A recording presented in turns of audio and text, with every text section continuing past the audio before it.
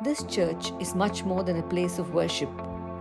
It is a symbol, a guiding light, and holds a special place in the hearts of the Tamil Catholic community of Singapore. Known simply as the Indian Church or Tamil Church in the past, the Church of Our Lady of Lourdes is one of Singapore's oldest churches. This church was built in the 19th century to cater to the needs of the growing Tamil Catholic community in colonial Singapore. Its neo-Gothic design was heavily influenced by the architecture of the Basilica of the Immaculate Conception in Lourdes in France. Inside the church, the centerpiece is a natural and artistic representation of the grotto at Lourdes, with life-size statues of the Blessed Virgin Mary and Saint Bernadette. The church opened its doors to its 400-strong ethnic Indian congregation in 1888 and also provided education and welfare services to poor and needy Indians. Its location in Rochor near Serangoon was deliberately chosen as the area had been an enclave for Indian immigrants since the 19th century. Till the 1970s, this church served as the primary spiritual home for the local community. Having a dedicated church gave them the chance to worship in their vernacular and in a way that complemented and honored their culture and customs. Though the church was open to Catholics of all ethnicities and languages in 1974, the Indian influence on the church is still apparent.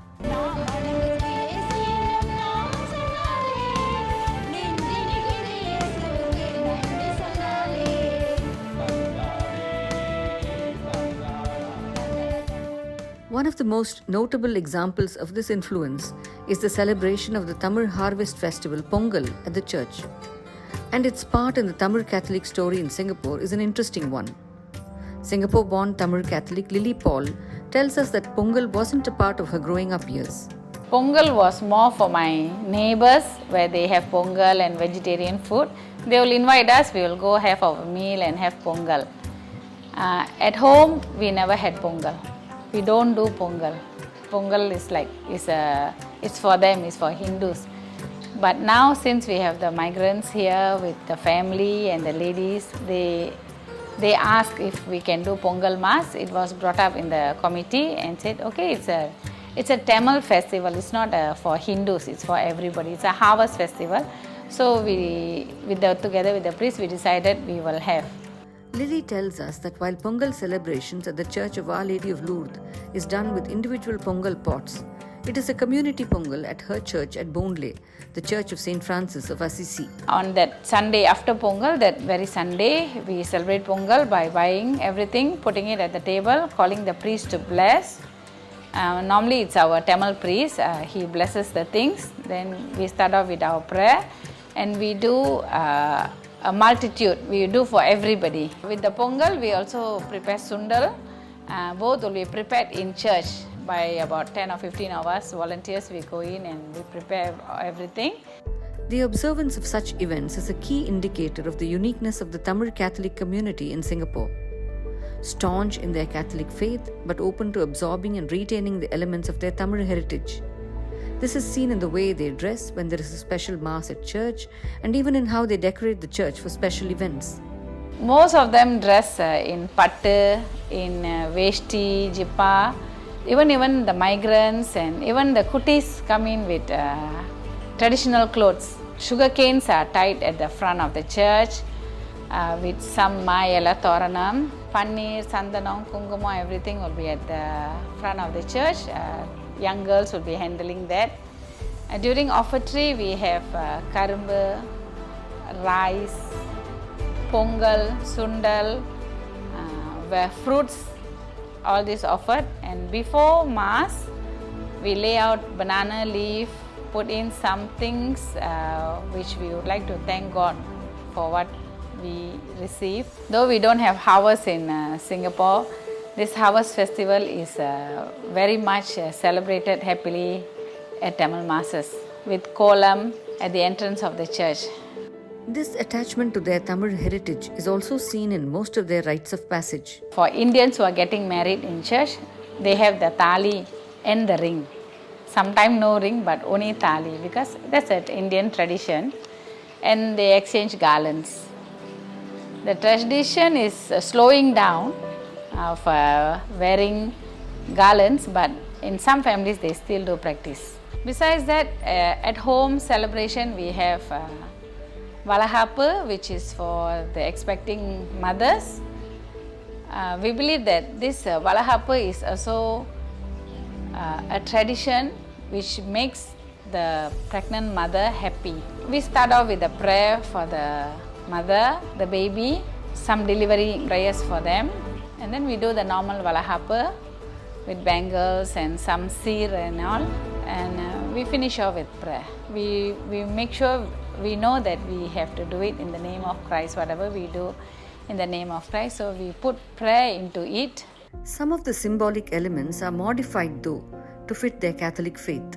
We have Christian symbols for Valahappu, like having cross on the coconut, having rosaries in the seer tattu, and all this we have. We even do put Bible. Some families they put Bible on it. This same amalgamation of Tamil tradition and Catholic faith is seen in the way the families pray at home and in their often elaborate altars, adorned with icons like that of Velangani Mata, Mother Mary, or their family patron saint.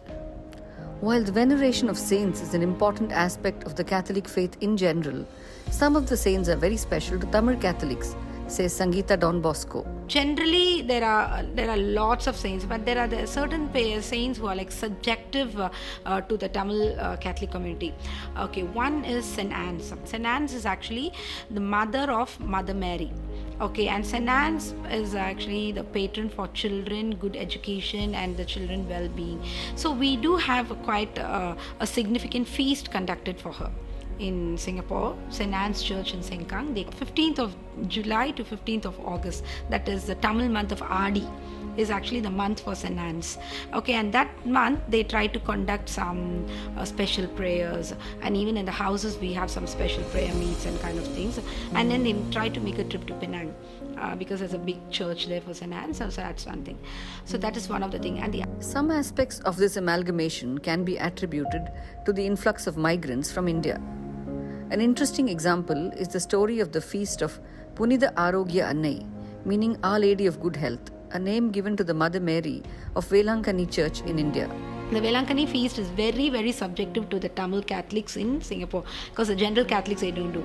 And it is a very significant event conducted in two churches. Mainly it was done by Risen Christ Church, Toa Payoh, and that time it was a huge event. You'll have flocks of people there, like at least about 1,000, 2,000 people who are like going there. Rex Fernando, a well-known member of the Tamil Catholic community here, tells us that when the feast was introduced at the Church of Our Lady of Lourdes, the migrant workers wanted to celebrate it exactly in the way it is done in Velankani, complete with a procession and the draping of saris for the Annai or Mother. And that is how it is celebrated here. Besides these special events, other religious rites of passage, such as baptism and First Holy Communion, also carry the distinctive stamp of the Tamil Catholic community here. The Tamil Catholic community was also active in promoting Tamil music, both religious and secular. Edmund Appau was one of the pioneers of the music band scene, and his legacy is carried on by his daughters even today. கர்த்தரை நம்பியே ஜீவிப்போம், கவலை கஷ்டங்கள் தீர்ந்திடும், கைவிடா காத்திடும் பரமனின் கரங்களை நாம் பற்றிக் கொள்வோம். The Tamil Catholic community also works diligently on educating its members about the faith and on keeping its identity vibrant. We have the Archdiocesan Commission for Tamil Speaking, and so whereby we conduct a lot of events, family day events, and then during Good Friday, Easter period, we do have Lenten retreats. Everything is conducted in Tamil, and then during Christmas we have Advent retreats and such. And every church has a Tamil Mass, and there is a particular annual day or a patron day for that, subjective to that church, whereby events are also concerned. So whereby the community is brought together.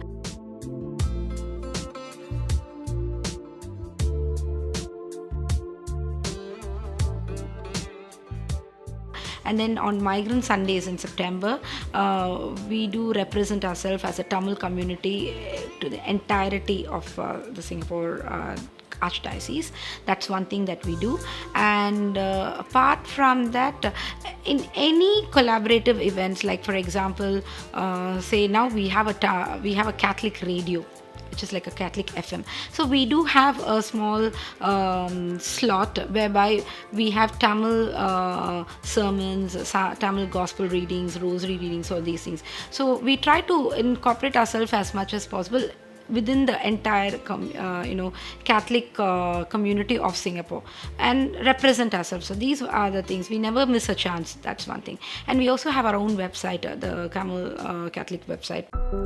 All these efforts are supported by the 10 churches where Tamil services are held. The Blessed Sacrament Church, Queenstown, Church of Christ the King, Ang Mo Kio, Church of Our Lady Star of the Seas, Yishun, Church of Saint Anthony of Padua, Woodlands, Church of Saint Francis of Assisi, Boonlay, Church of Saint Mary of the Angels, Bukit Batok, Church of the Holy Trinity, Tampines, Church of the Risen Christ, Topayo, and Saint Anne's Church, Sengkang, and the first one of them all, the Church of Our Lady of Lourdes.